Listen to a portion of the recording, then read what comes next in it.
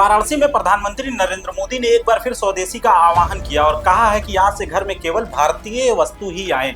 लेकिन जैसे ही वो स्वदेशी कहकर चले गए वैसे ही अपना मीडिया लग गया 25% टैरिफ को स्वदेशी में जोड़कर उसका रफू करने में। भारत के ऊपर ये आपदा नहीं है बल्कि भारत के लिए आत्मनिर्भर बनने का बहुत बड़ा अवसर है। याद आता है 1998 की फिल्म नसीब का वो सीन जब गोविंदा कादर खान से पूछते हैं तुम क्या करते हो, जवाब मिलता है पुराने कपड़ों का रफू करता हूँ। मैं बस वो फटे पुराने कपड़ों में रफू किया करता हूँ, धागे से लपेटता हूँ और कपड़ों को सिया करता हूँ। गोविंदा कहते हैं मुझे भी एक लपेटने वाले की सख्त जरूरत थी, क्या है मैं फेंकता बहुत हूँ। आज का मीडिया भी वही कर रहा है, बस लपेटने में लगा है। अब जरा असली मुद्दे पर आते हैं। अमेरिका के राष्ट्रपति डोनाल्ड ट्रंप ने भारत पर 25% टैरिफ यानी सीमा शुल्क लगा दिया है। टैरिफ होता क्या है? ये वो टैक्स होता है जो किसी देश के विदेशी सामान पर लगाया जाता है।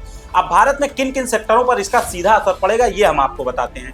सबसे पहले टेक्सटाइल, रत्न आभूषण, ऑटो पार्ट्स, रसायन और कृषि पर इसका सीधा असर पड़ेगा। जब अमेरिका टैरिफ लगाएगा तो भारतीय माल महंगा होगा, मांग घटेगी, कंपनियों को घाटा होगा और नौकरियां जाएंगी।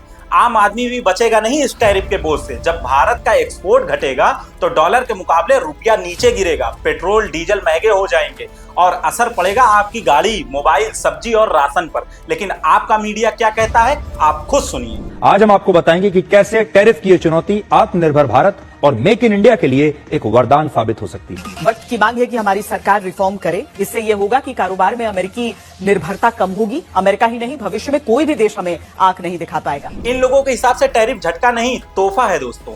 तब तो my friend India friend mister Donald Trump ji को 100% टैरिफ लगा देना चाहिए। तब तो हम उसी छड़ से आत्मनिर्भर हो जाएंगे। भारतीय होने का आपको, मुझको और हम सबको गर्व है। बोलने में और सुनने में तो अच्छा लगता है स्वदेशी, लेकिन क्या वाकई में हम स्वदेशी कभी बन पाएंगे? याद कीजिए 25 सितंबर 2014 का वो दिन जिस दिन मेक इन इंडिया लॉन्च हुआ था। कहा गया था 2025 तक मैन्युफैक्चरिंग का जीडीपी में योगदान 25% तक पहुंचाया जाएगा। लेकिन 10 साल बाद 2023-24 में भी ये योगदान मात्र 17.3% पर ही अटका है। यानी वादे बहुत हुए, ग्राफ नीचे गिरता चला गया। सच ये है कि स्वदेशी की बातें सुनने में अच्छी लगती हैं, लेकिन आज की ग्लोबल दुनिया में क्या आप वाकई चीन, अमेरिका, यूरोप से कटकर सिर्फ देसी बनकर रह सकते हैं? क्या हमारा उत्पाद, हमारी टेक्नोलॉजी, हमारे संसाधन इतने हैं कि हम हर चीज को स्वदेशी बना सकें? तो सवाल ये नहीं है कि स्वदेशी अच्छा है या बुरा, सवाल ये है क्या हमारी सरकार ने इन 10 सालों में कोई ऐसा बड़ा कदम उठाया है कि हम स्वदेशी की तरफ आगे बढ़ सकें और आत्मनिर्भर बन सके? जवाब आपके पास है, विचार कीजिएगा दोस्तों।